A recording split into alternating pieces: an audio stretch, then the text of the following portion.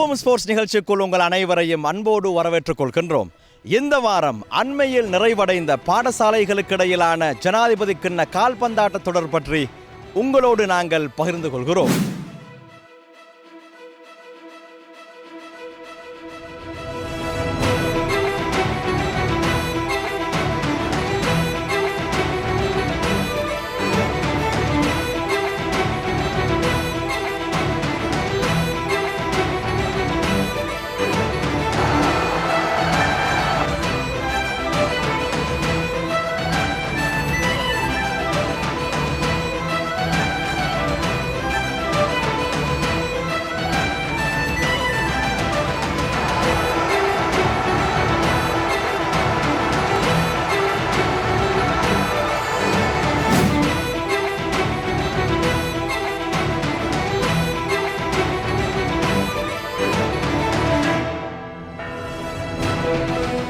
ஹமீத் அல் ஹுசைனி தேசிய பாடசாலையின் குழு 80களினால் வருடா வருடம் சிறப்பாக ஏற்பாடு செய்யப்பட்டு நடாத்தப்பட்டு வருகின்ற ஜனாதிபதி கிண்ணத்தின் வரலாற்றை பார்த்துவிட்டு வருவோம். பாடசாலைகளுக்கு இடையிலான அழைப்பு ஜனாதிபதி கிண்ண கால்பந்தாட்ட தொடர் 2008ஆம் ஆண்டு ஆரம்பிக்கப்பட்டது.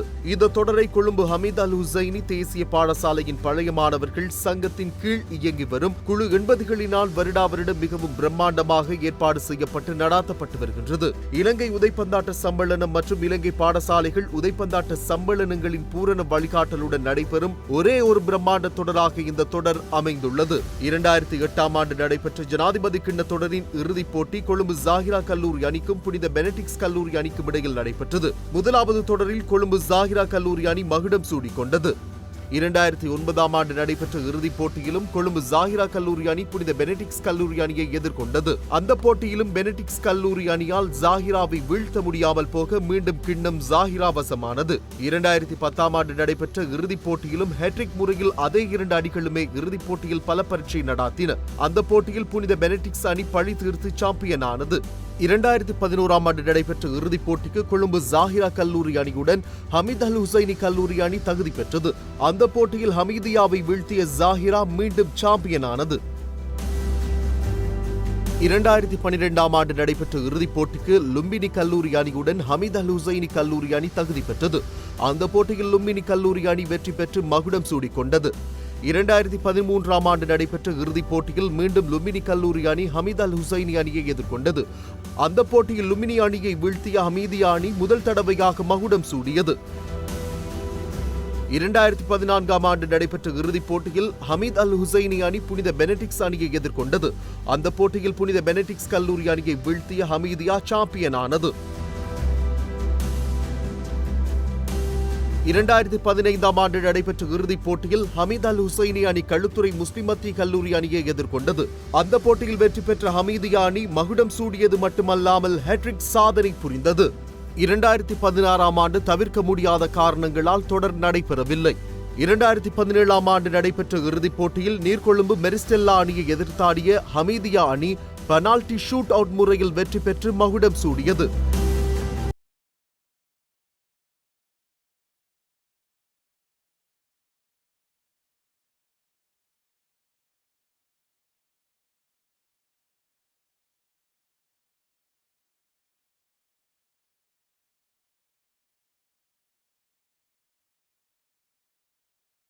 ஆம் ஆண்டு நடைபெற்ற இறுதிப் போட்டியில் கொழும்பு ஜாகிரா கல்லூரி அணி ஹமீதியாவை எதிர்த்தாடியது.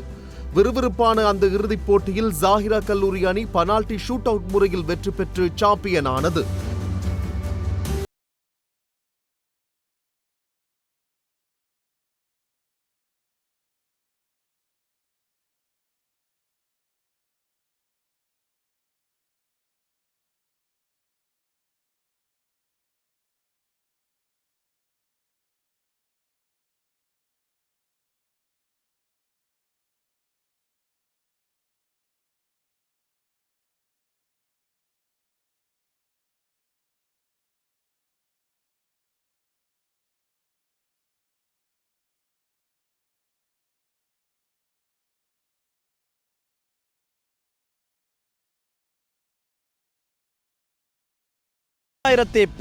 ஆம் ஆண்டிற்கான ஜனாதிபதி கிண்ண தொடரில் 19 பிரபலமான பாடசாலை அணிகள் பங்கு பற்றின. லீக் போட்டிகள் மார்ச் மாதம் 16ஆம் தேதி கொழும்பு சுகததாச மைதானத்திலே நடைபெற்றன. 2019ஆம் ஆண்டின் ஜனாதிபதி கிண்ணத்திற்கு ஆக்ஸ்போர்ட் பிரசிடென்ட்ஸ் கப் என பெயரிடப்பட்டிருந்தது. லீக் போட்டிகள் மற்றும் காலிறுதிப் போட்டிகள் கொழும்பு சுகததாச மைதானத்திலும் சிட்டி லீக் மைதானத்திலும் நடைபெற்றன. முதல் போட்டி மார்ச் மாதம் 16ஆம் தேதி காலை 9:30 மணிக்கு ஆரம்பமானது. அந்த போட்டியில் கொழும்பு ஆனந்தா கல்லூரி அணியும் DS சேனாநாயக்க கல்லூரி அணியும் மோதின.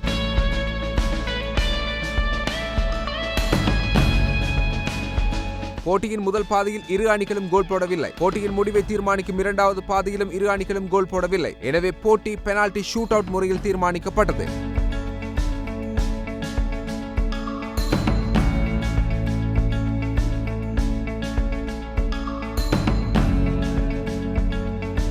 அதன்படி DS சேனாநாயக்க கல்லூரி அணி 3-2 என்ற கோல் கணக்கில் வெற்றி பெற்றது. ஆட்ட நாயகனாக DS அணியின் S ஜீவரத்னம் தெரிவானார். இரண்டாவது போட்டி கேட்வே கல்லூரி அணிக்கும் புனித பெனடிக்ஸ் கல்லூரி அணிக்கும் இடையில் நடைபெற்றன. அந்த போட்டியில் புனித பெனடிக்ஸ் கல்லூரி அணி 1-0 என்ற கோல் கணக்கில் வெற்றி பெற்றது.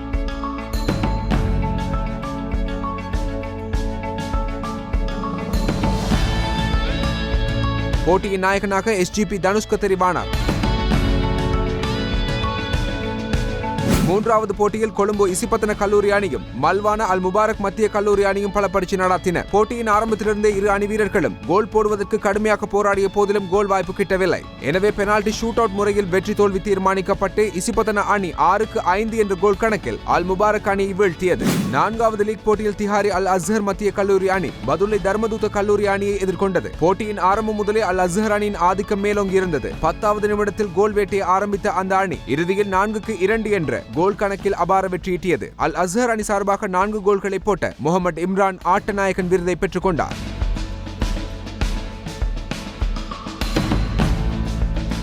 ஐந்தாவது லீக் போட்டி ஹமீத் அல் ஹுசைனி கல்லூரி அணிக்கும் பம்பலப்பிட்டிய இந்து கல்லூரி அணிக்கும் இடையில் நடந்தது.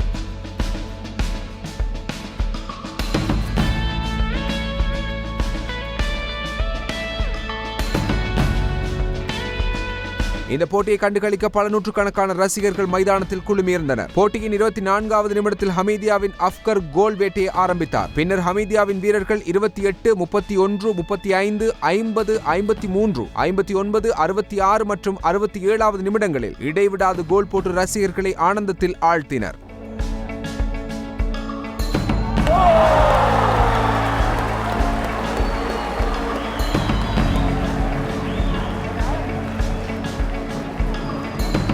இறுதி வரையில் இந்து கல்லூரி அணி வீரர்களால் கோல் போட முடியாமல் போயிருந்தது. எனவே ஹமீதியா அணி 9-0 என்ற கோல் கணக்கில் வென்று அசத்தியது.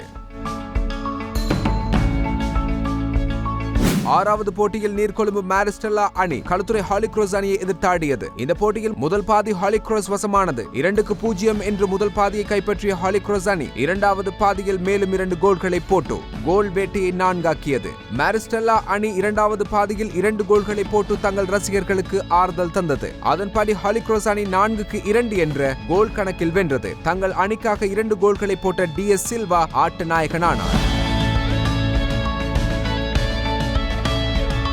ஏழாவது லீக் போட்டி கந்தானடி மெசனட் கல்லூரி அணிக்கும் திஹாரி அல் அஸ்ஹர் மத்திய கல்லூரி அணிக்கும் இடையில் நடைபெற்றது. இரு அணிகளும் போட்டியின் ஆரம்பம் முதலே ஆக்ரோஷமான ஆட்டத்தை வெளிப்படுத்தின. போட்டியின் இரண்டாவது பாதியிலும் இரு அணிகளும் கோல் போடவில்லை. பின்னர் பெனால்டி ஷூட் அவுட் நடைபெற்றது. திஹாரி அல் அஸ்ஹர் அணியின் பிரதான கோல் காப்பாளர் உபாதி காரணமாக இரண்டாவது பாதியில் மைதானத்தை விட்டு வெளியேறினார். எனவே பதில் கோல் காப்பாளரை களத்தில் இருக்க நேரிட்டது. தன்னை நோக்கி வந்த பந்துகளை கச்சிதமாக தடுத்த பதில் கோல் காப்பாளர் அன்ஷாப் தனது அணிக்கு வெற்றியை தேடிக் கொடுத்து ஆட்ட நாயகன் விருதையும் தனதாக்கினார்.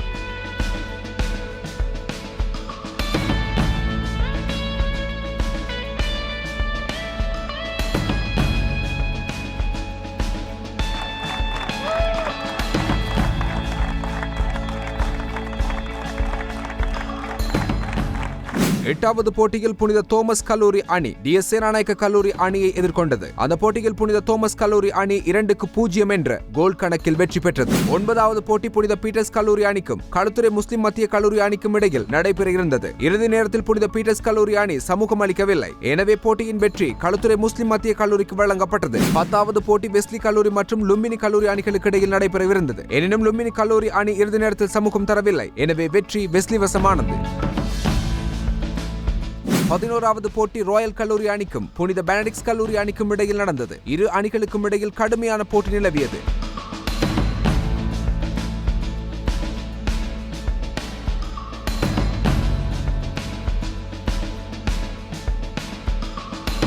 முதல் பாதியில் இரு அணிகளும் கோல் போடவில்லை. இரண்டாவது பாதியில் பெனடிக்ஸ் அணியின் இவான் ரெஹான் ஒரு கோலை போட்டு தனது அணியை முன்னிலைப்படுத்தினார். அதுவே வெற்றிக்கான கோலாகவும் மாறியது. போட்டியின் இறுதியில் புனித பெனடிக்ஸ் கல்லூரி அணி 1-0 என்ற கோல் கணக்கில் வென்று அடுத்த சுற்றுக்கு தகுதி பெற்றது. இவான் ரெஹான் ஆட்ட நாயகனானார்.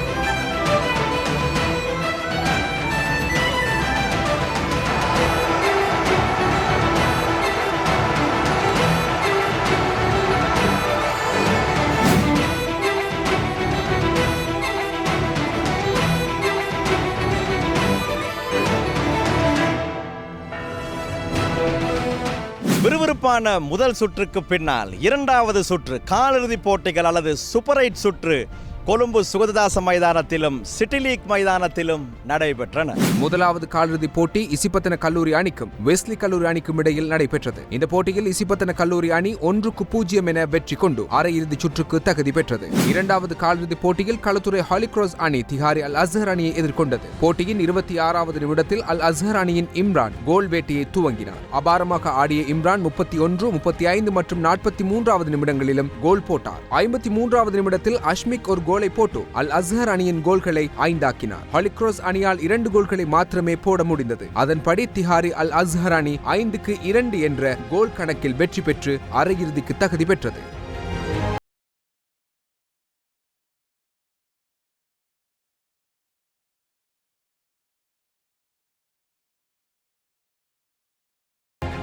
மூன்றாவது காலிறுதிப் போட்டியில் ஹமீத் அல் ஹுசைனி அணியும் புனித தோமஸ் கல்லூரி அணியும் மோதின.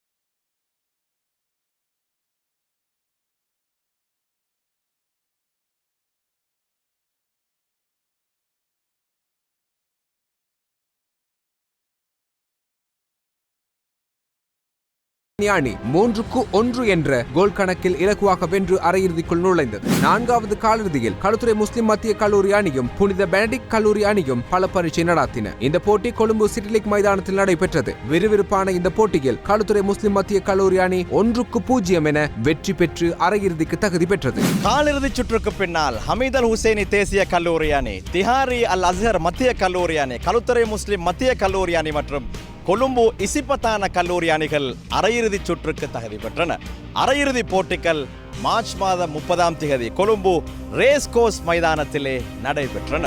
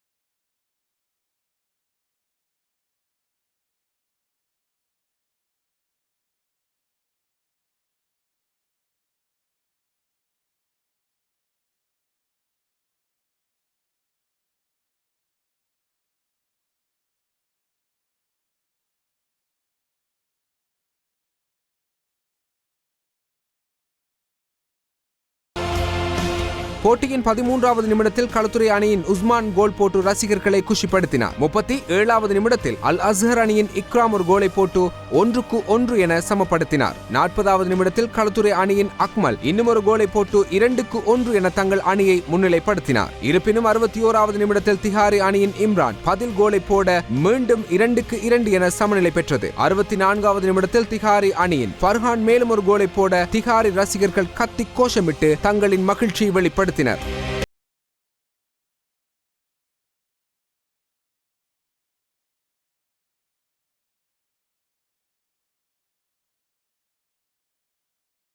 இறுதியில் 3-2 என்ற கோல் கணக்கில் திஹாரி அல் அஸ்ஹர் அணி வெற்றி பெற்று மாபெரும் இறுதிச் சுற்றுக்கு தகுதி பெற்றது. ஆட்ட நாயகனாக அல் அஸ்ஹர் அணியின் ஃபஸ்லுர் ரஹ்மான் தெரிவு செய்யப்பட்டார். இரண்டாவது அரையிறுதிப் போட்டியில் ஹமீத் அல் ஹுசைனி அணியும் இசிபத்தன் அணியும் பல பரீட்சை நடத்தின. இந்த போட்டியை கண்டுகளிக்க ஹமீதியாவின் பழைய மாணவர்கள், பெற்றோர்கள், நலன் விரும்பிகள் என பெரும் திரளானோர் வருகை தந்திருந்தனர். பிரதம அதிதியாக பாராளுமன்ற உறுப்பினர் முஜிபுர் ரஹ்மான் வருகை தந்திருந்தார். போட்டியை ஹமீத் அல் ஹுசைனி அணி 3-0 என இலகுவாக வெற்றி பெற்று இறுதிப் போட்டிக்கு தகுதி பெற்றது.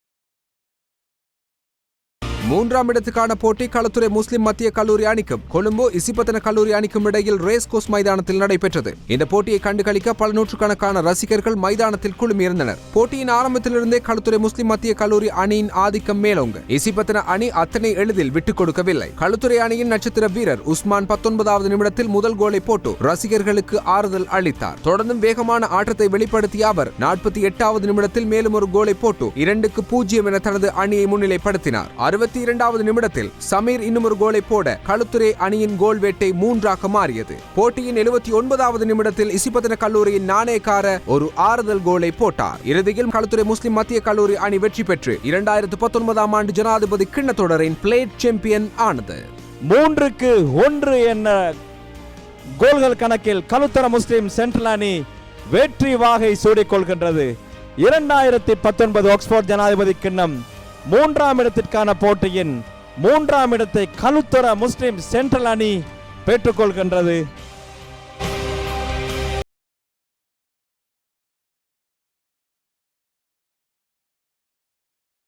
களுத்துறை முஸ்லிம் மத்திய கல்லூரி அணி கொழும்பு இசிபத்தான கல்லூரி அணியை வீழ்த்த இறுதிப் போட்டியில் ஹமீத் அல் ஹுசைனி தேசிய கல்லூரி அணி திஹாரி அல் அஸ்ஹர் மத்திய கல்லூரி அணியை வீழ்த்தி சாம்பியன்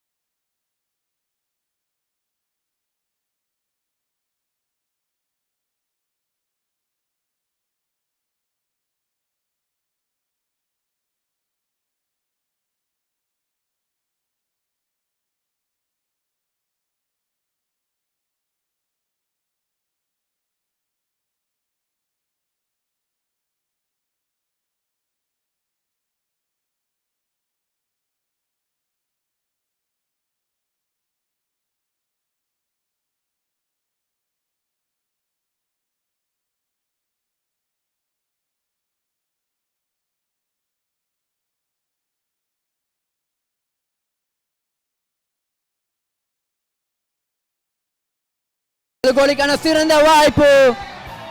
அங்கே பெனால்டி எல்லைக்கு வெளியே இருந்து அழகிய முறையிலே அஃப்கர் வேகமாக உதைந்து ஆக்ஸ்போர்ட் ஜனாதிபதிக்கு இறுதிப் போட்டியின் முதலாவது கோலை பெற்றுக் கொடுக்கின்றார் ஹமீத் அல் ஹுசைனி கல்லூரி அணிக்கு.